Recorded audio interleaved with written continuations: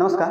पिछले वीडियो में हम लोगों ने ब्लड और ब्लड में हम लोगों ने आरबीसी, प्लाज्मा, आरबीसी विकार ये सब के बारे में पढ़ा था और उसमें कुछ-कुछ चीज़ें बच गई थी जिसमें डब्ल्यूबीसी के प्रकार, प्लेटलेट्स और एक इंटरेस्टिंग टॉपिक कि ब्लड क्लॉटिंग कैसे होता है, ये चीज़ें जो आज हम इसमें देखेंगे। इम्पोर्टेंट ये भी है कि इस पढ़ाने के बाद लास्ट में कुछ एग्जाम के पीवाईक्यू प्रीवियस ईयर क्वेश्चन लिए हैं, आप उसको जरूर अटेम्प्ट करेंगे। हम हालांकि उसका सॉल्यूशन करा देंगे, लेकिन आप देखेंगे, लास्ट तक वीडियो देखिएगा। आइए, तो सबसे पहले देखते हैं WBC, white blood cell. White blood cell क्या है? तो आपको श्वेत रक्त कोशिका देखे थे कि हाँ, डब्ल्यूबीसी का आरबीसी में देखे थे कि आरबीसी का फंक्शन क्या था? O2 और CO2 का परिवहन करता था, यानी ऑक्सीजन का परिवहन करता था और कार्बन डाइऑक्साइड का। बट ये क्या है? डब्ल्यूबीसी व्हाइट ब्लड सेल है, श्वेत रक्त कोशिका है और इसका जो दूसरा नाम होता है इसको कहते हैं ल्यूकोसाइट्स। कितना बार ये डब्ल्यूबीसी ना कह के इसको ल्यूकोसाइट्स भी कहा जाता है और एग्जाम में भी यही पूछ लिया जाता है। तो डब्ल्यूबीसी का दूसरा नाम क्या होगा? ल्यूकोसाइट्स। इसकी संख्या देखेंगे तो ये ज्यादा नहीं होता, 1000 में होते हैं, 8 से 10,000 पर 100 ml ऑफ हीमोग्लोबिन। पर 100 ml ऑफ हीमोग्लोबिन में 8 से 10,000 ही होते हैं। ठीक है, इसका निर्माण, ये फॉर्मेशन कहाँ पे होता है? ये बोन मैरो में होता है। कहाँ पे होता है? बोन मैरो, अस्थि मज्जा में इसका निर्माण होता है। ठीक है, देखे थे आरबीसी, डब्ल्यूबीसी, प्लेटलेट्स का निर्माण कहाँ पे? बोन मैरो में। वो भी कहाँ? तो रेड बोन मैरो में। लाइफ स्पेन इसका कितना होता है? 2 से 4 दिन। इसका जीवन काल, आरबीसी का जीवन काल देखे थे 60 से 120 दिन और इसका जीवन काल कितना? 2 से 4 दिन। अगर इसमें मैक्सिमम पूछ लिया जाए, इसका मैक्सिमम जीवन काल कितना होता है, तो ये होता है 21 दिन का। कितना होता है? मैक्सिमम 21 दिन। ठीक है, और आरबीसी और डब्ल्यूबीसी का जो रेशियो होता है, अगर कंपैरेटिवली देखें रेशियो, तो 600 अगर आरबीसी है तो उसमें डब्ल्यूबीसी कितना होगा? 1 होगा, यानी 600 अनुपात 1 में इसका रेशियो होता है। ठीक है, अब इसको देखते हैं, इसका डेथ कहाँ पे? बनती तो है बोन मैरो में, तो कहीं ना कहीं तो मरती होगी। तो ये इसका डेथ होता है आपको ब्लड में भी होता है, लीवर में भी होता है, स्प्लीन में भी होता है, लेकिन सबसे ज्यादा डेथ पूछ ली जाए तो यहाँ पे स्प्लीन में होता है ज्यादा। कहाँ पे होता है? ज्यादा। और ब्लड में भी होता है लेकिन कम होता है, और लीवर में भी होता है, यहाँ पे भी क्या होगा? कम। ठीक है, अब क्या है? आरबीसी में हीमोग्लोबिन की वजह से उसका कलर कैसा था? रेड था। और इसका कलर कैसा होता है? ये तो व्हाइट ब्लड सेल है, इसका कलर कैसा होगा? व्हाइट होगा। तो इसका इसलिए इसमें हीमोग्लोबिन क्या होता है? नहीं पाया जाता है। क्या होता है? इसमें हीमोग्लोबिन नहीं पाया जाता है। ठीक है, आरबीसी में देखे थे उसमें क्या होता है? न्यूक्लियस प्रेजेंट नहीं होता, केंद्रक नहीं होता, लेकिन अपवाद के रूप में क्या देखे थे कि लामा, जिराफ और ऊंट के आरबीसी में क्या होता है? केंद्रक पाया जाता है। लेकिन इसमें क्या होता है कि इसमें सभी में न्यूक्लियस पाया जाएगा और साथ ही साथ माइटोकॉन्ड्रिया क्या होगा? माइटोकॉन्ड्रिया भी प्रेजेंट होगा। क्या होगा? प्रेजेंट। तो इसमें तीनों में क्या होगा?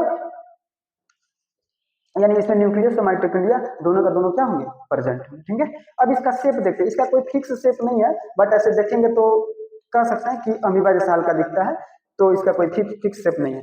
और एक और चीज देखते हैं कि इसका जो डायमीटर होता है, व्यास, इसका जो व्यास होता है वो होता है 7 गुने 10 का पावर -3 mm। ये इंपॉर्टेंट है इसलिए क्योंकि एक बार छत्तीसगढ़ पीसीएस एग्जाम हुआ था, उसमें ये क्वेश्चन पूछ लिया गया था। ठीक है, कि डब्ल्यूबीसी का व्यास कितना होता है? तो 7 गुने 10 के पावर -3 mm या 7 माइक्रोमीटर भी कहते हैं, और ऐसे भी लिख सकते हैं इसको 7 और 10 का पावर 3 ऐसे, तो 7 और 1 2 ऐसे, अब फिर इसको करके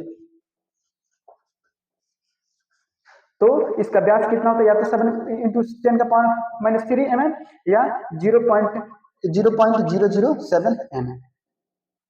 ठीक है, यहाँ तक में कोई दिक्कत नहीं। अब आगे देखते हैं डब्ल्यूबीसी का कार्य। डब्ल्यूबीसी का कार्य क्या है? तो इम्यूनिटी प्रदान करता है। इम्यूनिटी मतलब कि आपको कोई भी अगर आपके अंदर जर्म्स, कोई कीटाणु, कोई बैक्टीरिया ये सब घुस जाते हैं तो डब्ल्यूबीसी क्या करता है? उससे फाइट करता है।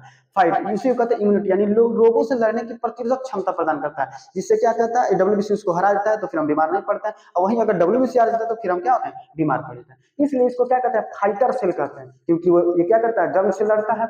और ये सोल्जर सेल भी कहते हैं, एक सैनिक की तरह काम करता है। और ये बॉडीगार्ड सेल भी कहते हैं, इसको इम्यून सेल भी कहते हैं। ये इसके सारे के सारे क्या है? फंक्शन है। तो ये इम्यूनिटी सबसे इंपॉर्टेंट, इम्यूनिटी प्रदान करता है, इसलिए इसको क्या कहते हैं? फाइटर सेल कहते हैं, सोल्जर सेल कहते हैं, बॉडीगार्ड सेल कहते हैं, इम्यून सेल कहते हैं। ठीक है, अब यहाँ पे पिक्चर को देखिए जाए, इसमें जो आपको व्हाइट दिख रहा है यही है कौन सा? व्हाइट ब्लड सेल है। ठीक है, और अब देखते हैं डब्ल्यूबीसी। तो डब्ल्यूबीसी के टाइप्स देखते हैं कि इसके टाइप्स कौन कौन से होते हैं। तो डब्ल्यूबीसी बेसिकली 5 प्रकार के होते हैं, जिसमें एक उसको पहले ऐसे 2 भाग में बांटते हैं, ग्रेन्युलोसाइट्स, एग्रेन्युलोसाइट्स। ग्रेन्युलोसाइट्स का मानने का मतलब होता है कि कुछ डब्ल्यूबीसी ऐसे होते हैं जिसके अंदर क्या होता है? कण होते हैं, पार्टिकल्स होते हैं, ऐसे ऐसे आपको दिखाई देगा। सपोज करिए ये आपका डब्ल्यूबीसी है, तो इसके अंदर क्या होंगे?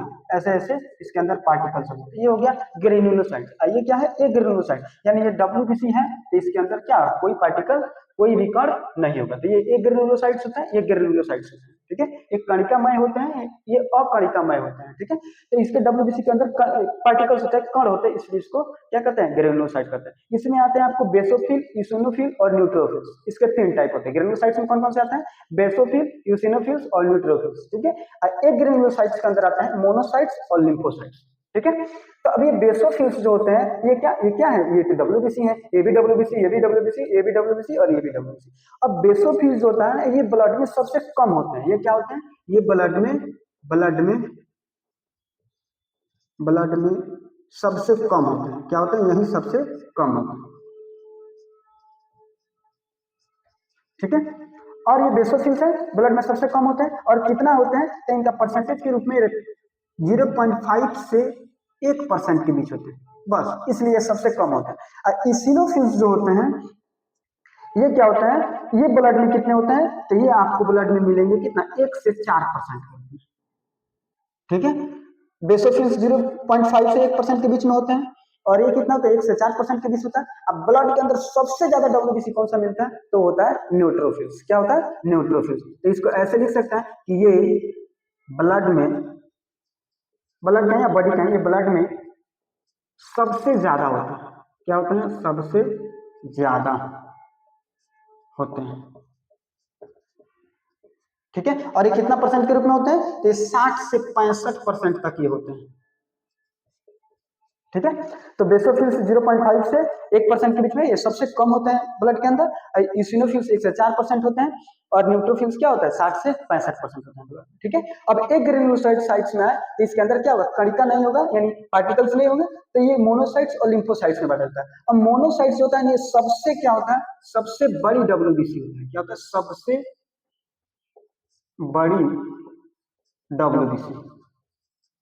ये क्या होती है, सबसे छोटी डब्ल्यूबीसी, सबसे छोटी डब्ल्यूबीसी। यानी ये मोनोसाइट्स जो होते हैं, ये सबसे बड़ी डब्ल्यूबीसी यही होती है, मोनोसाइट्स। और सबसे छोटी डब्ल्यूबीसी की बात करेंगे तो ये कौन सा होगा, आपको लिम्फोसाइट्स होगा, ठीक है। तो ये कौन सा, एक ग्रेनुलोसाइट्स होगा, ये होगा ग्रेनुलोसाइट। अब इसको बारी बारी से देखते हैं कि बेसोफिल्स का काम क्या है और यूसिनोफिल्स का काम क्या होता है, न्यूट्रोफिल्स, मोनोसाइट्स और लिम्फोसाइट्स का, ये देखेंगे।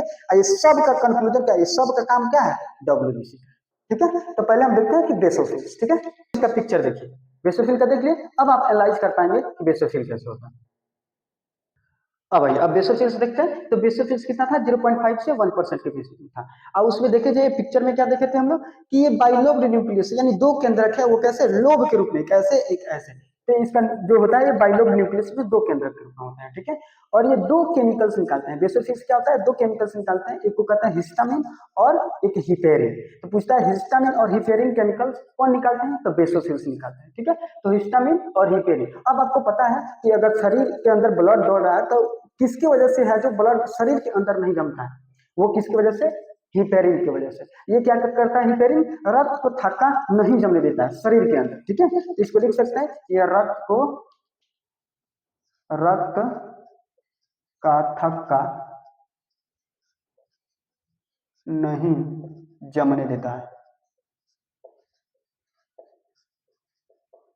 ठीक है। तो हिपेरिन का काम क्या होता है कि ये रक्त के, ब्लड के अंदर जो भी ब्लड दौड़ रहा है, शरीर के अंदर जो भी ब्लड दौड़ रहा है, उसको क्या करता है, ये थक्का नहीं जमने देता है, ठीक है। और एक होता है हिस्टामिन। अब देखिए हिस्टामिन का काम क्या होता है, ये बेसोफिल्स निकालता है, ठीक है। अब हिस्टामिन जो होता है, ये अगर आप किसी तरह का आपके शरीर के अंदर एलर्जी हो जाए, इन्फेक्शन हो जाए, तब क्या करता है, बेसोफिल्स कौन सा केमिकल निकालता है, हिस्टामिन निकालता है। कोई भी एलर्जी होता है, जैसे कि डस्ट पार्टिकल कुछ चला जाए, पोलन ग्रेन्स जो होता है, कोई किसी किसी फ्लावर्स का वो अंदर चला जाए, तो क्या हो जाएगा, ये आपको छींक छाक आने लगता है। जैसे छींक आएगा तो क्या करेगा, बेसोफिल्स आपको हिस्टामिन निकालेगा। क्या निकालेगा, हिस्टामिन केमिकल छोड़ता है। अब इसका काम क्या होता है कि हिस्टामिन जैसे जाएगा, अब क्या जाएगा, जहां पे मान लीजिए यहाँ पे इन्फेक्शन हो, सपोज यहाँ पे इन्फेक्शन हो, तो ब्लड, अब हिस्टामिन जाएगा और उस वहां तक जो ब्लड वेसल्स है उसको क्या कर देगा, चौड़ा कर देगा। क्या कर देगा, चौड़ा कर देगा। ब्लड वेसल जब चौड़ा हो जाएगा तो वहां पे क्या हो जाएगा, ब्लड का फ्लो बढ़ जाता है। क्या होता है, ब्लड का फ्लो बढ़ जाएगा। तो यही हिस्टामिन का काम है, ब्लड वेसल यानी रक्त वाहिकाओं क्या करता है, रक्त वाहिकाएं को क्या करता है, ब्लड वेसल को चौड़ा कर देता है, चौड़ा, ठीक है। अब ब्लड वेसल को चौड़ा कर दिया। अब क्या जो जहाँ पे अगर ऐसा हुआ है, प्रभावित जो स्थान है वहां पे क्या होगा, अब चौड़ा हो जाएगा तो ब्लड ज्यादा जाने लगेगा। अब ब्लड जब ज्यादा जाएगा, डब्ल्यूबीसी जाने लगेगा, आपको न्यूट्रिएंट्स जाने लगेगा, तो क्या हो जाएगा, रेड हो जाएगा। क्या हो जाएगा, रेड हो जाएगा, फूल भी जाता है, स्वेलिंग आ जाता है उसमें, और खुजली भी होने लगता है। तो ये किसकी वजह से होता है, बेसोफिल की वजह से। बेसोफिल के हिस्टामिन की वजह से अगर कहीं भी इन्फेक्शन होता है तो क्या होता है, वो फूल जाता है, उसमें स्वेलिंग आ जाती है, फिर वो रेड हो जाता है और फिर खुजली होने लगती है। तो हिस्टामिन का काम क्या था कि ब्लड वेसल को क्या करता है, चौड़ा कर देता है। जैसे चौड़ा होता है तो ब्लड का फ्लो क्या हो जाएगा, तेज हो जाएगा। तो ब्लड वहां पे तेजी तेजी पहुंचने लगेगी, डब्ल्यूबीसी पहुंचने लगेगी, पोषक तत्व पहुंचने लगेगी, जिससे क्या हो जाएगा, आपको ये लिख सकते हैं कि रेड हो जाएगा। अब क्या हो जाएगा, रेडनेस आ जाएगी उसमें, और क्या हो जाएगा, स्वेलिंग हो जाता है, फूल जाता है, फूलना, सूजना, सूजन आ जाती है। और क्या होता है, ये फिर इचिंग होता है, खुजली होने लगेगी उसमें, क्या होने लगेगी, खुजली होने। ये किसकी वजह से होता है, तो हिस्टामिन की वजह से होता है, जो बेसोफिल से निकलता है। ठीक है, एक बार और देख लेते हैं कि बेसोफिल 0.5 से 1% के बीच होता है, और इसमें बाइलोग न्यूक्लियस होते हैं, ये दो केंद्रक इसमें होते हैं। ठीक है, पिक्चर ग्रुप में देखें, और इसका ये दो केमिकल्स रिलीज करता है, कौन कौन सा, एक हिस्टामिन और एक हिपेरिन। हिपेरिन का काम क्या होता है, ये ब्लड को थक्का जमने से रोकता है। शरीर के अंदर ब्लड का थक्का नहीं जमे, जमे नहीं, इसके लिए कौन जिम्मेदार है, हिपेरिन। यानी इसलिए इसको एंटी कोगुलेंट भी कहते हैं। क्या कहते हैं, एंटी मतलब नहीं, और कोगुलेंट मतलब थक्का जमने, यानी जो थक्का नहीं जमने दे वो हिपेरिन है। एक होता है ये जो एलर्जी हो जाता है कभी तरह, इस तरह का ये क्या होता है, इन्फेक्शन हो जाता है, तो बेसोफिल्स का जो हिस्टामिन केमिकल्स होता है उस समय रिलीज होता है। हिस्टामिन का काम कर क्या होता है, ब्लड वेसल को चौड़ा कर देता है। ब्लड वेसल चौड़ा करेगा तो ब्लड का सर्कुलेशन इसमें तेजी से होने लगेगा, डब्ल्यूबीसी पोषक तत्वों का, जिसमें अंदर क्या हो जाएगा, वो लाल हो जाता है। देखते हैं कहीं भी खुजली होता है तो वहां पे लाल हो जाता है, ये किसकी वजह से लाल हो जाएगा, स्वेलिंग हो जाएगा, खुजली हो जाएगी, तो हिस्टामिन की वजह से। ठीक है, अब आप इस पर पिक्चर को देखिए। अब ये हम लोग देखेंगे इसिनोफिल्स का, ये इसिनोफिल्स का पिक्चर है। ये भी बाइलोग न्यूक्लियस है, लेकिन क्या है, इसका साइज थोड़ा बड़ा है।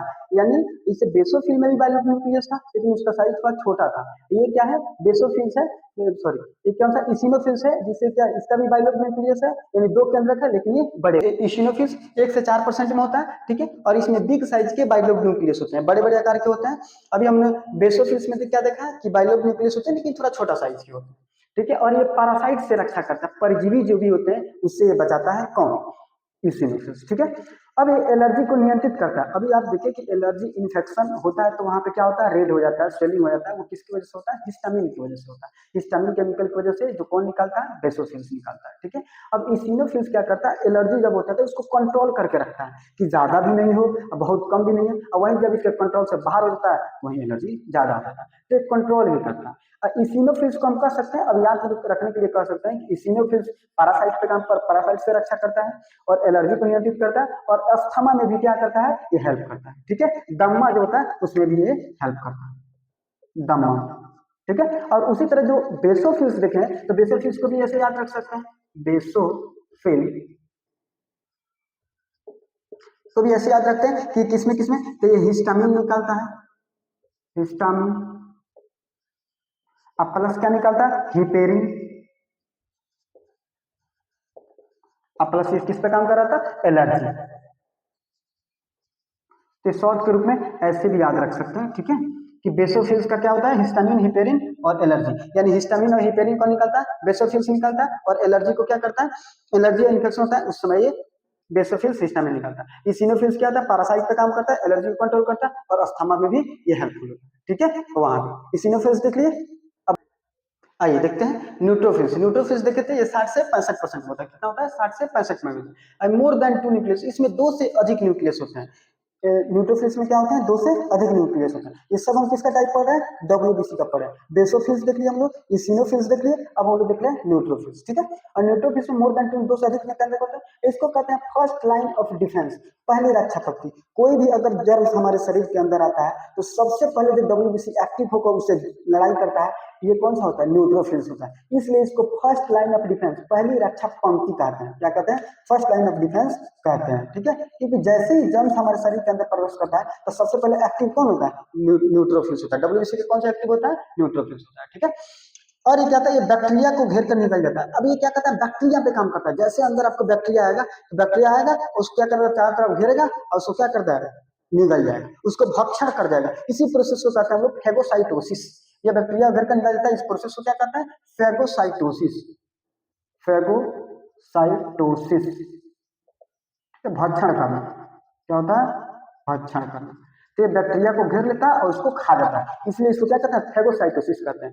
और कभी कभी क्या होता है, अगर बैक्टीरिया आपके अंदर आया तो ये तो नहीं है ना कि हमेशा आपका ये न्यूट्रोफिल्स उसको हरा ही देगा, तो कभी कभी क्या होता है, बैक्टीरिया में और न्यूट्रोफिल्स में जब लड़ाई होता है तो बैक्टीरिया भी का भी डेड होता है और न्यूट्रोफिल्स भी क्या होता है, डेड होता है, दोनों का दोनों मरते हैं। तो उसी सिचुएशन में आपका कभी कभी देखते हैं कि ये घाव है तो घाव के अंदर पस भर जाता है, मवाद भर जाता है, तो कारण ये होता है कि जो भी जर्म्स आपके अंदर गया था वो फाइट किया था न्यूट्रोफिल से, तो न्यूट्रोफिल्स का भी उसमें डेथ हुआ और आपका उस बैक्टीरिया का भी डेथ हुआ। तो अगर दोनों मर जाते हैं तभी तभी क्या होता है, पस का निर्माण होता है, मवाद का, पीप का। ठीक है, तो ये आपका मृत न्यूट्रोफिल्स और मृत बैक्टीरिया जो होता है ये किसका निर्माण करते हैं, पस का। पस का है तो मवाद, ठीक है, जो घाव के अंदर भर जाता है और पीला पीला दिखने लगता है। ठीक है, अब ऐसे कह सकते हैं कि न्यूट्रोफिल्स जो होता है ये बैक्टीरिया, शॉर्ट में ऐसे याद रखते हैं, न्यूट्रोफिल्स क्या होता है, बैक्टीरिया किलर होता है। क्या होता है, बैक्टीरिया किलर होता है और 60 से 65% था। ये भी बता दिए कि न्यूट्रोफिल्स क्या होता है, शरीर में सबसे ज्यादा होता है और सबसे कम कौन सा होता है, बेसोफिल्स होता है, यानी ब्लड में सबसे कम बेसोफिल्स और सबसे ज्यादा कौन सा होता है, न्यूट्रोफिल्स होता है। कितना से, 60 से 65% में। ठीक है, यहाँ तक में कोई दिक्कत नहीं, ये बैक्टीरिया किलर होता है और डेड जब न्यूट्रोफिल्स होता है और डेड बैक्टीरिया होता है। अब देखते हैं, आइए अब ग्रेन्युलोसाइट्स में कणिका मय में हम लोग क्या क्या देख लिए, बेसोफिल्स देख लिए, इसिनोफिल्स देख लिए और न्यूट्रोफिल्स देख लिए। ये क्या है, इसके ये डब्ल्यूबीसी के अंदर क्या होंगे, कणिका होंगे, इन पार्टिकल्स होंगे। तो ये कणिका ग्रेन्युलोसाइट्स को हम तीनों को देख लिए। अब हम देख लें एक ग्रेन्युलोसाइट्स को, जिसमें कौन कौन से, मोनोसाइट्स और लिम्फोसाइट्स हैं, मतलब इनके डब्ल्यूबीसी में क्या होता है, पार्टिकल्स नहीं होते, कण नहीं होते हैं। ठीक है, तो ये मोनोसाइट्स है, ये कितने होते हैं, सबसे बड़े डब्ल्यूबीसी होते हैं, ये बता चुके हैं कि सबसे बड़े डब्ल्यूबीसी होते हैं। और ये bacteria, virus, fungus, dead cell सबको क्या करता है, निकलता है, ये सबको निकल लेता है। ठीक है, और ये क्या होता है, मोनोसाइट्स जो होता है ना, मैक्रोफेज में बदलता है। पहले मोनोसाइट्स किस में बदलता है, मैक्रोफेज में बदलता है। मैक्रोफेज में बदलने के बाद क्या करता है, ये डेड सेल को, जो भी आपके अंदर डेड सेल है उसको पहले हटा देगा। ठीक है, डेड सेल को हटाएगा और क्षतिग्रस्त ऊतक की सफाई करता है, जो भी आपका टिश्यू क्या होगा, डैमेज हो गया उसका भी सफाई करता है। ठीक है, ये कौन सा, मोनोसाइट। इसलिए मैक्रोफेज में जब बदलता है तो इसके लिए मैक्रोफेज को क्या कहते हैं, सफाई कर्मचारी बोलते हैं। क्या कहते हैं, सफाई कर्मचारी। पूछा जाता है कि मोनोसाइट्स किसमें बदलता है, तो इसको सफाई कर्मचारी या एसके वेंजर कहते हैं। क्या कहते हैं, एसके वेंजर।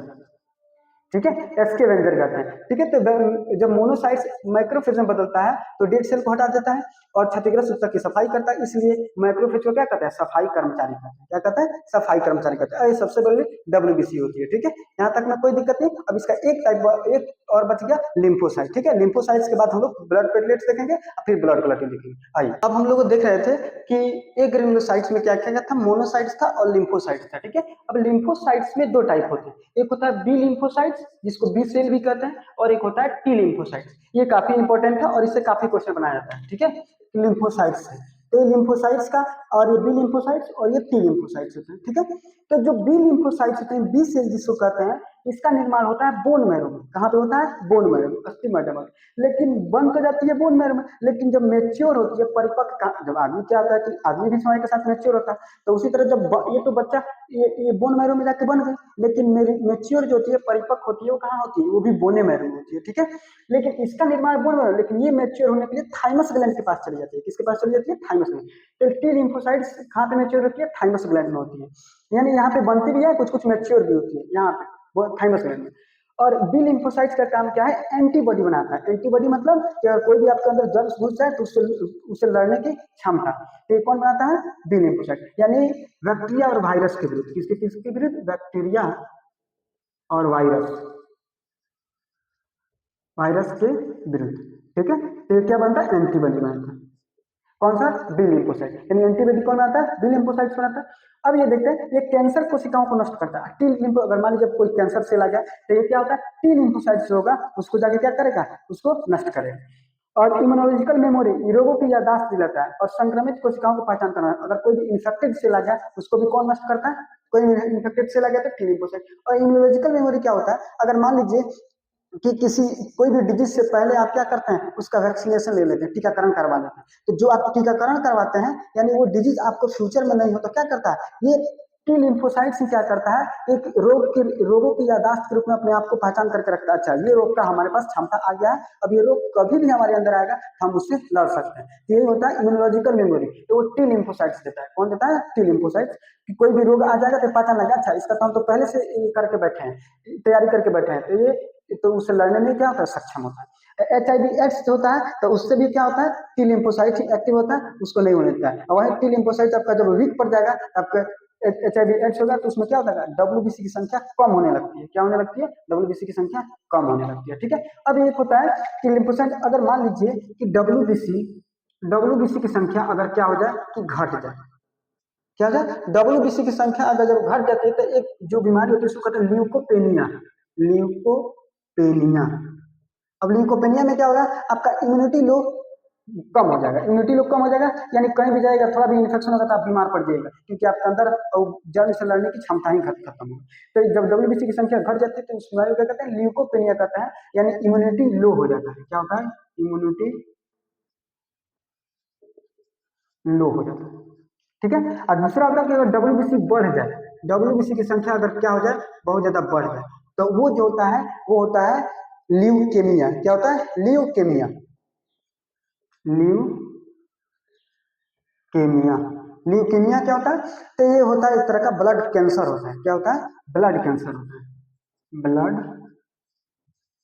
कैंसर। ठीक है, तो WBC की संख्या अगर घट जाती है तो ल्यूकोपेनिया, जिसमें आपका इम्यूनिटी लो हो जाएगा, आप जल्दी जल्दी बीमार पड़ जाएगा। और WBC की संख्या अगर बहुत ज्यादा हो जाए तो क्या हो जाएगा, ल्यूकेमिया हो जाता है, जिसमें क्या होता है, एक तरह का ब्लड कैंसर। अब ब्लड कैंसर में होता क्या है कि आपका ब्लड कैंसर हो गया तो WBC की संख्या बढ़ गई, तो जो नॉर्मल WBC जो आपको रोग से लड़ सकते थे, अब उसको छोड़ के बहुत ज्यादा WBC बनने लगेंगे। वो कौन सा WBC होगी? वो खराब WBC होगी।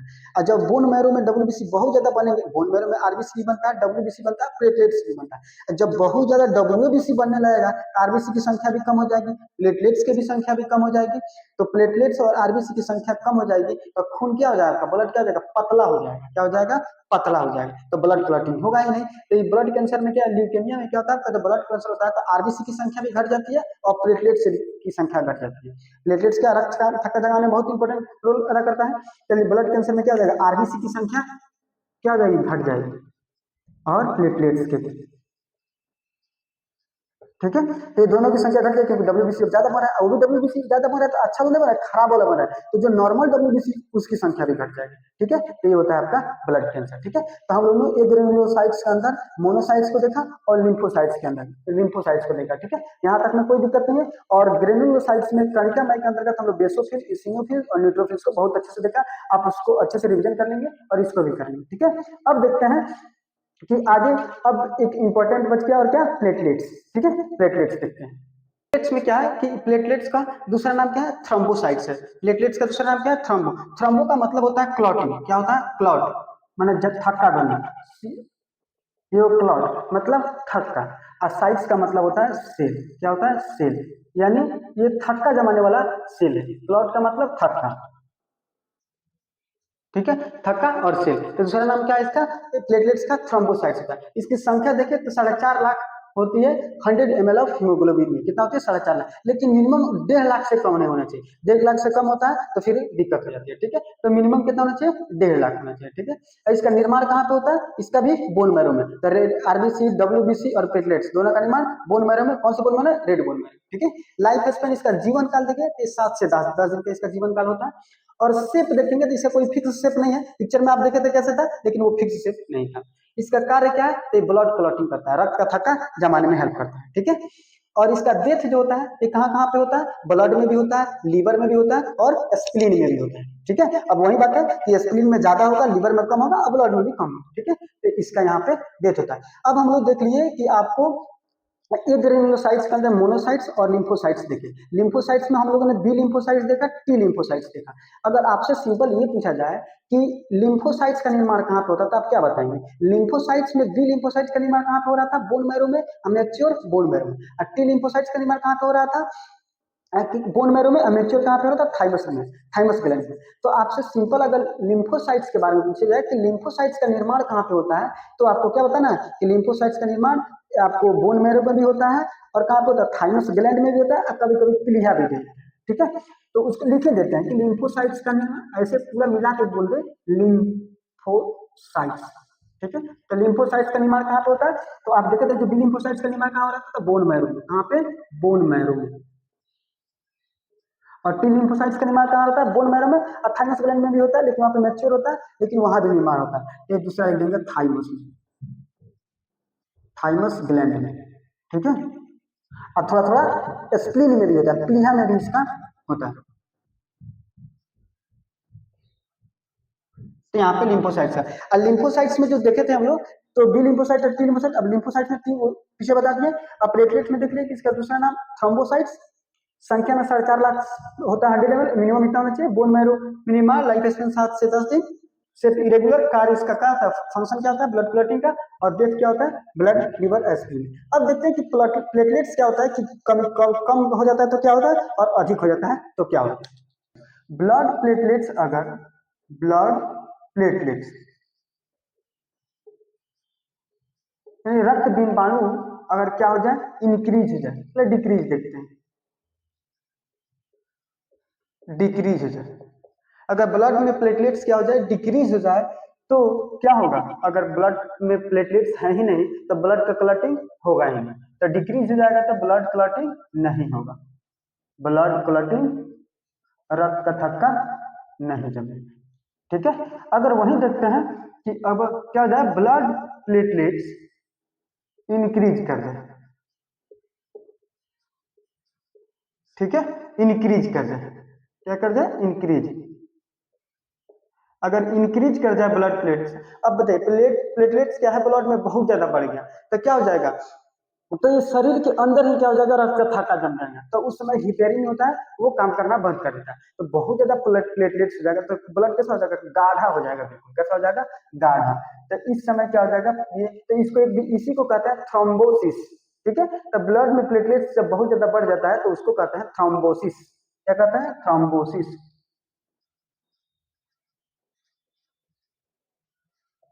जिसमें क्या होता है, ब्लड जम जाता है शरीर के अंदर ही, ब्लड क्लॉटिंग इनसाइड। क्या हो जाएगा, इनसाइड, अंदर ही क्या हो जाएगा, ब्लड। तो उस समय हिपेरिन का जो काम होता है कि रक्त का थक्का नहीं जमने देना, तो ये क्या हो जाएगा, अगर बहुत ज्यादा प्लेटलेट्स हो जाएगा तो ब्लड गाढ़ा हो जाएगा, गाढ़ा हो जाएगा उसको कहते हैं थ्रोम्बोसिस, यानी ब्लड क्लॉटिंग इनसाइड। तो जब इतना गाढ़ा हो जाएगा कि अंदर ही जमेगा, तब उसी समय एक एक दवा दिया जाता है जिसको कहते हैं एस्टेरॉयड, एस, ठीक है, एस्ट्रॉइड दिया जाता है। ये क्या होता है, ये ब्लड को थिन करता है, थिनर होता है। ये क्या होता है, ब्लड थिनर होता है। क्या होता है, ब्लड थिनर, रक्त को पतला करता है। तो जब थ्रोम्बोसिस होता है तो डॉक्टर क्या देता है, एस्ट्रॉइड देता है, ताकि ब्लड को क्या कर सके, पतला कर सके। ठीक है, ये देखिए। अब इसी में एक होता है, प्लेटलेट्स की संख्या जब बहुत गिर जाती है तभी बीमारी होता है डेंगू। क्या होती है, डेंगू में क्या होता है, प्लेटलेट्स गिर के कितना करीब पहुंच जाता है, 40 के। तो उसी समय डॉक्टर क्या एडवाइस देते हैं कि आप कीवी खाइए, ये खाइए। ठीक है, तो ये डेंगू होता है। डेंगू में क्या होता है, प्लेटलेट्स काफी गिर के 40 की हो करीब हो जाता है। ठीक है, स्टेरॉइड का काम क्या होता है, ब्लड थिन होता है। अब देखिए, जिसको जो डेंगू का पेशेंट रहता है ना, उसमें प्लेटलेट्स काफी गिर जाता है। ठीक है, और ये स्टेरॉइड होता है, ये ब्लड थिनर, ब्लड को पतला करता है। क्या करता है, पतला करता है। कब, जब थ्रोम्बोसिस होता है, ब्लड क्लॉटिंग लगता है, अंदर होने, जमा होने लगता है, क्योंकि उस समय ब्लड क्या होता है, गाढ़ा हो जाता है, तब ये स्टेरॉइड दिया जाता है। ठीक है, अब एक बीमारी होता है, इसको कहते हैं हीमोफीलिया। क्या नाम होता है, हीमोफीलिया, हीमोफीलिया।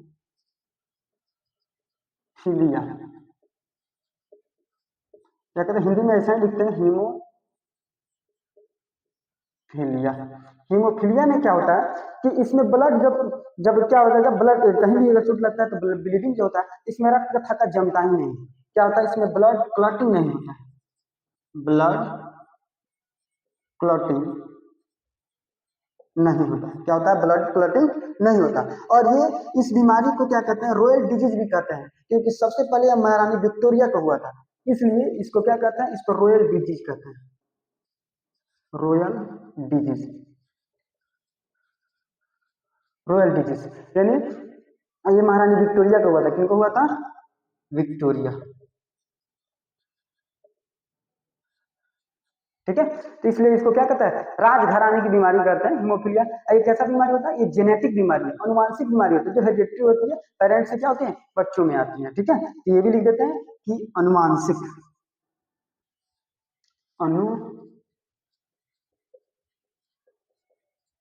अनुवांशिक बीमारी। ठीक है, तो हीमोफीलिया हो गया। डेंगू में देख लीजिए, डेंगू में क्या होता है, प्लेटलेट्स गिर जाता है, काफी 40 के करीब पहुंच जाता है। और ब्लड प्लेटलेट्स जब डिक्रीज होता है तो ब्लड क्लॉटिंग नहीं होता है। अब ब्लड प्लेटलेट्स जब इंक्रीज करता है तो थ्रोम्बोसिस बहुत ज्यादा हो जाएगा, तो ब्लड गाढ़ा हो जाता है, और जिसमें ब्लड क्लॉटिंग इंसाइड हो जाएगा तो इसको पतला करने के लिए कौन सा स्टेरॉइड दिया जाता है, जो ब्लड थिनर कहते हैं, इसको क्या कहते हैं, ब्लड थिनर। अब देखते हैं हम लोग ब्लड क्लॉटिंग का पूरा प्रोसेस की ब्लड क्लॉटिंग होता कैसे। क्लॉटिंग में सपोज करिए ये आपका कोई ऑर्गन से जिसपे चोट लग गई, इधर नहीं बनाते, इधर बनाते हैं। सपोज करिए ये कोई ऑर्गन है, कोई अंग है, और इसमें क्या लग गई, चोट लग गई, क्या लग गई, चोट लग गई। ठीक है, तब ये चोट लग गई तो उसमें से क्या होगा, ब्लीडिंग होने लगेगा, ऐसे ब्लीडिंग इसमें से होने लगेगा। ठीक है, अब ब्लीडिंग होगा तो ब्लीडिंग कितना होता है, लगभग मान के चलिए 2 से 5 मिनट तक ब्लीडिंग होता है, 2 से 5 मिनट तक खून बहने लगता है। ठीक है, चोट लगता है किसी भी सेल्स में, ऑर्गन्स में, ये क्या है, बिल्कुल डिटेल से समझा रहे हैं, ध्यान से समझिए कि ऑर्गन से ये इसमें लग गई चोट। ठीक है, तो यहाँ पे जो डैमेज सेल होगा, जो सेल जो डैमेज सेल होगा, क्या होगा, डैमेज सेल, डैमेज जो सेल होगा, ये क्या करती है, एक केमिकल निकालती है, एक रसायन निकालती है, जिसका नाम होता है थ्रोम्बोप्लास्टिन। क्या नाम होता है, थ्रोम्बोप्लास्टिन, थ्रोम्बोप्लास्टिन। जिसमें क्या रहता है, इसी में रहता है कैल्शियम है, इसमें क्या रहता है, इसमें कैल्शियम रहता है।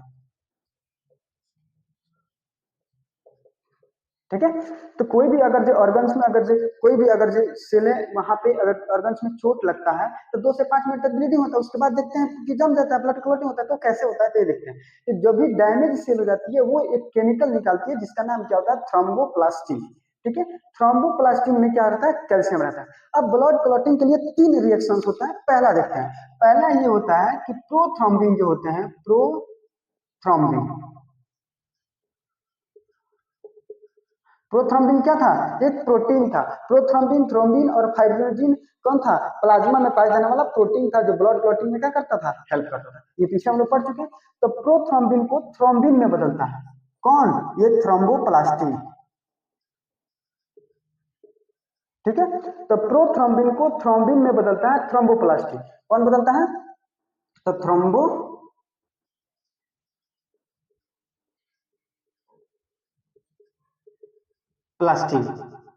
थ्रोम्बोप्लास्टिन, और इसमें क्या रहता था, कैल्शियम रहता था। तो पहला में ये देखे कि प्रोथ्रोम्बिन को थ्रोम्बिन में कौन बदला, थ्रोम्बोप्लास्टिन, जो डैमेज सेल जो केमिकल निकला है। ठीक है, अब जैसे थ्रोम्बिन में बदला तो थ्रोम्बिन क्या करेगा, जो हिपेरिन जो होता था, जो ब्लड के अंदर क्लॉटिंग नहीं करने दे रहा था, जिससे ब्लड के अंदर क्लॉटिंग, शरीर के अंदर क्लॉटिंग नहीं होता है, ब्लड का, ब्लड हमेशा दौड़ते रहता है, तो वो हिपेरिन की वजह से, तो हिपेरिन को क्या करता है, थ्रोम्बिन निष्क्रिय कर देता है। ये थ्रोम्बिन जैसे होता है तो क्या करता है, हिपेरिन को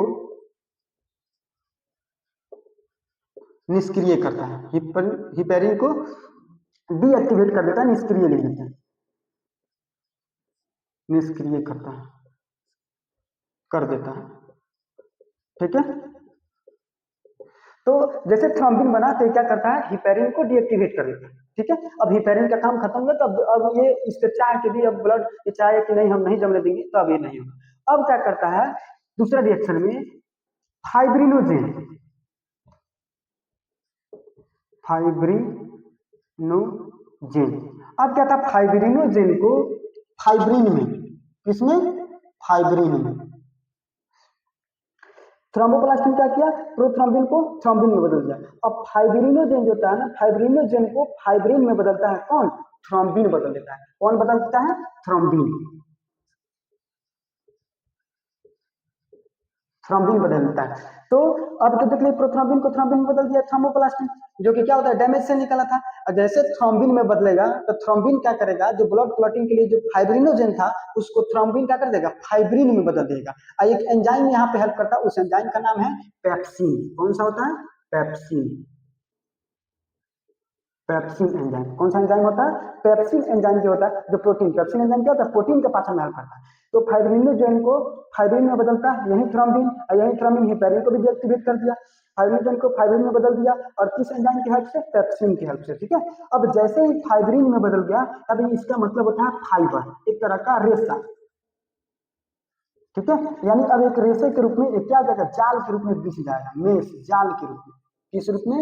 मेष, जाल के रूप में। अब फाइबर में बदल गया, अब क्या होगा? फाइब्रिन में तो बदल गया, अब थर्ड जो रिएक्शन था यानी फाइब्रिन, फाइब्रिन अब क्या करेगा? ब्लड सेल से, किससे? ब्लड सेल्स, कौन सा? डब्ल्यूबीसी, आरबीसी, प्लेटलेट्स, ये होगा। अभी ब्लड सेल के साथ मिलकर क्या करेगा?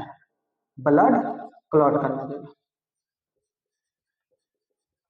ब्लड क्लॉटिंग हो जाएगा। ब्लड क्लॉटिंग हो जाएगा यानी कैसा हो जाएगा? अगर ऐसे ऐसे कि जाल के रूप में तो बन ही गया था, जाल के रूप में बन गया था, प्लेटलेट्स ये सब दादा के क्या कर देंगे? आरबीसी दादा के अब क्या कर देंगे? रक्त का थक्का जम जाएंगे। अब इसी में क्या हो जाएगा? प्लेटलेट्स रेड ऐसे ऐसे क्या हो जाएंगे? सब फंस जाएंगे। अब फंसने के बाद क्या हो जाएगा? ब्लड का क्लॉटिंग हो गया। अब यहाँ पे फाइब्रिन, फाइब्रिन में बदल दिया कौन? फाइब्रिनोजेन को फाइब्रिन में बदल दिया कौन? थ्रोम्बिन बदल दिया, जो पेप्सिन एंजाइम की हेल्प से।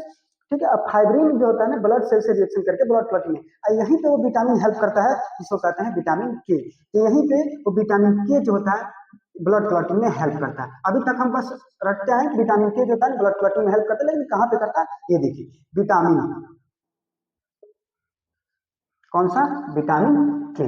तो विटामिन के कहाँ पे हेल्प करता है? जब फाइब्रिन में बदल जाता है तब ब्लड सेल से रिएक्शन करने के बाद तब जाके ब्लड क्लॉटिंग हो जाता है। ठीक है, तो फिर से एक बार देख लेते हैं कि कभी भी जब कहीं भी ऑर्गन्स में चोट लगते हैं तो क्या होता है कि 2 से 5 मिनट तक ब्लीडिंग होता है। कितना देर तक ब्लीडिंग होता है? 2 से 5 मिनट तक। अब ब्लीडिंग होने के बाद क्या होता है कि वो जम जाता है। तो कैसे होता है ये देखिए, तो डैमेज सेल जो होता है ना, वो थ्रोम्बोप्लास्टिन नामक एक केमिकल निकालती है जिसमें कैल्शियम रहता है। ठीक है, अब थ्रोम्बोप्लास्टिन क्या करती है? प्रोथ्रोम्बिन को थ्रोम्बिन में बदल देती है। थ्रोम्बोप्लास्टिन क्या की? प्रोथ्रोम्बिन को थ्रोम्बिन में बदल दी कैल्शियम की सहायता से। ठीक है, अब थ्रोम्बिन में जब बदल गया तो थ्रोम्बिन का काम है कि हिपेरिन को पहले निष्क्रिय करो, क्योंकि हिपेरिन का काम करता है कि ब्लड का थक्का नहीं जमने देना। तो ये पहले थ्रोम्बिन क्या करेगा? उसको कहेगा तुम हटो पहले, तो इसको हिपेरिन को डीएक्टिवेट कर देगा। अब क्या करेगा? थ्रोम्बिन ही क्या करेगा? फाइब्रिनोजेन जो कि मेन प्रोटीन है ग्लूको प्लाज्मा का ब्लड क्लॉटिंग में। ठीक है, तो फाइब्रिनोजेन को क्या करेगा? पेप्सिन एंजाइम की हेल्प से क्या करेगा? फाइब्रिन में बदल देगा। किस में बदल देगा? फाइब्रिन। और जैसे फाइब्रिन में बदलता, एक तरह का फाइबर होता है, मतलब जाल के रूप में, इस तरह एक जाल बन जाएगा। ठीक है, और फाइब्रिन क्या करेगा? ब्लड सेल की हेल्प से, इसके ब्लड सेल मतलब आरबीसी, डब्ल्यूबीसी, प्लेटलेट्स, अब इसमें फाइब्रिन के जाल बन गया। अब सब आके उसमें मिलेगा और विटामिन के उसमें हेल्प करेगा और जिससे ब्लड क्लॉटिंग हो जाएगा। ऐसे एक जाल, इसमें ब्लड प्लेट जाके सबसे फंस जाएंगे। अब ये ब्लड क्लॉटिंग होगी। ठीक है, यहाँ तक में कोई दिक्कत नहीं।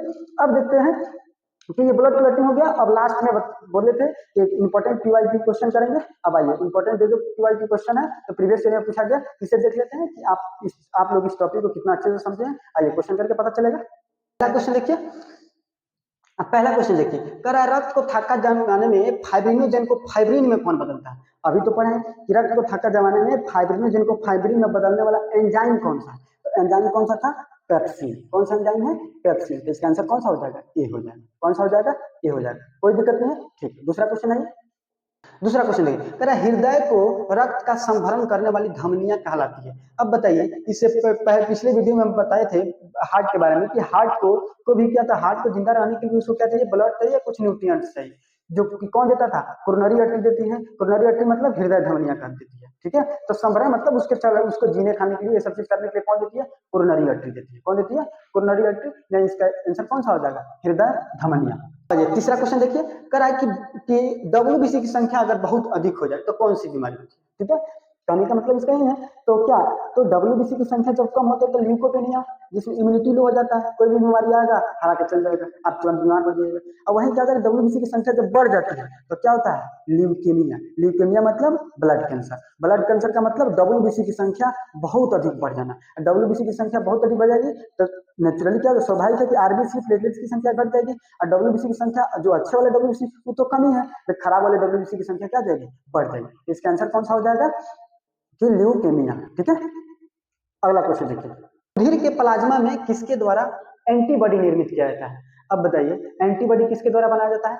ये बता दिए कि रुधिर के प्लाज्मा में किसके द्वारा एंटीबॉडी बनाया जाता है। तो आपको पता है कि लिम्फोसाइट्स में बी लिम्फोसाइट्स जो होता है वो एंटीबॉडी बनाता है।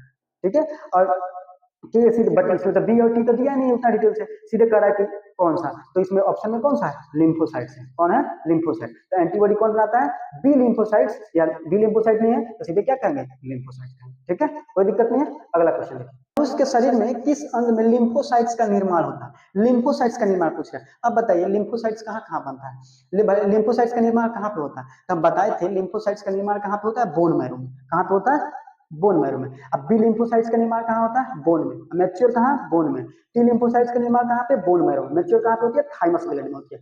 तो लिम्फोसाइट्स का निर्माण कहाँ कहाँ होता है, कि ऑप्शन में रहेगा बोन मैरो, वो भी सही है। अगर ऑप्शन में रहेगा थाइमस ग्लैंड, वो भी सही है। और कहीं कहीं प्लिया भी रहता है, तो प्लिया में भी होता है, प्लिया रहे तो वो भी सही है। यानी लिम्फोसाइट्स का निर्माण कहाँ कहाँ पे होता है, बोन मैरो में भी होता है, और कहाँ पे होता है, थाइमस ग्लैंड में भी होता है, और स्प्लीन में भी होता है। यानी इसका ऑप्शन, इसका आंसर कौन सा हो जाएगा, ई हो जाएगा, दो से अधिक। अगला क्वेश्चन देखिए, कह रहा है निम्नलिखित में से कौन रक्त के संचलन में मदद करता है। अब बताइए रक्त के साथ कौन, कह रहा है कि रक्त के साथ कौन है जो घूमते रहता है ऐसे, और देखते रहता है कोई बीमारी, कोई जर्म्स अंदर आया कि नहीं, तो वो कौन सा था, डब्ल्यूबीसी। डब्ल्यूबीसी में कौन सा था, लिम्फोसाइट्स। ठीक है, और लिम्फोसाइट्स में कौन, बी और टी दोनों। इसमें बी और टी की तो बात नहीं कर रहा है, तो इसका आंसर क्या हो जाएगा, लिम्फोसाइट्स हो जाएगा। लिम्फोसाइट्स जो शरीर में गश्ती लगाते रहता है, पेट्रोलिंग के रूप में देखते रहता है, कोई बीमारी कोई शरीर के अंदर आई, कोई जर्म्स वगैरह आया कि नहीं है, फिर आएगा तो उससे क्या करता है, फाइट करता है। और वहीं जब हार जाता है तो हम क्या होते हैं, बीमार पड़ जाते हैं। तो क्या हो जाएगा इसका आंसर, लिम्फोसाइट। ठीक है, हीमोग्लोबिन का कार्य है, हीमोग्लोबिन का कार्य क्या है,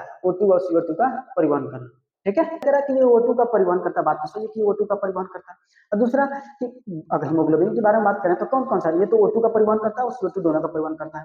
ठीक है, इसमें क्या था, लोहयुक्त यौगिक है, ये भी बात सही है, ये लोहयुक्त यौगिक है, ये भी बात सही है। प्रतिरक्षा प्रदान करता है, प्रतिरक्षा मतलब इम्यूनिटी, इम्यूनिटी तो कौन देता है, डब्ल्यूबीसी देता है। ठीक है, तो वो तो नहीं है। और साथ ही साथ इसका कलर हीमोग्लोबिन की वजह से अब इसका कलर क्या होता है, रेड होता है। तो ये तो सब सही है, ये को प्रतिरक्षा प्रदान करता है, ये वाला बात गलत है। यानी इसका आंसर कौन सा हो जाएगा, डी हो जाएगा। ठीक है, आप क्या करिएगा, इस वीडियो को हमारे सोल्यूशन कराने से पहले आप पहले वीडियो को पॉज करिएगा, आप जो पढ़े हैं पहले उसके अनुसार जवाब दीजिएगा। ठीक है, फिर हम जो बोले फिर आप उससे मैच करेंगे। क्वेश्चन देखिए, कह रहा है कि डब्ल्यूबीसी का डायमीटर है, देखिए बोले थे छत्तीसगढ़ कृषि एक्शन पूछा था, तो डब्ल्यूबीसी का एक बार डायमीटर पूछ लिया था, कौन सा हो जाएगा ऑप्शन, 0.007 mm। ठीक है, हाँ, आई होप कि आप लोगों को वीडियो अच्छा लगा होगा। इससे रिलेटेड जितना भी इंपॉर्टेंट क्वेश्चन, और भी आसान आसान क्वेश्चन था, जैसे रक्त का पीएच कितना होता है, ये सब आसान आप लोग आसानी से कर लेंगे, ये पता है। ठीक है, जितना अच्छा अच्छा क्वेश्चन था हम करा दिए। अब डब्ल्यूबीसी ब्लड से रिलेटेड सारे क्वेश्चन आप लगा सकते हैं, कोई दिक्कत नहीं है, एग्जाम में भी इससे भी ज्यादा नहीं पूछेगा। ठीक है, आई होप कि आप लोग को बहुत अच्छे से चैप्टर समझ में आया होगा ब्लड, जिसको हम लोग पार्ट 1 पार्ट 2 में किए थे। ठीक है, तो वीडियो आपको लोग को अच्छा लगे तो लाइक सब्सक्राइब करें, बाकी मिलते हैं अब अगले वीडियो में। Thank you.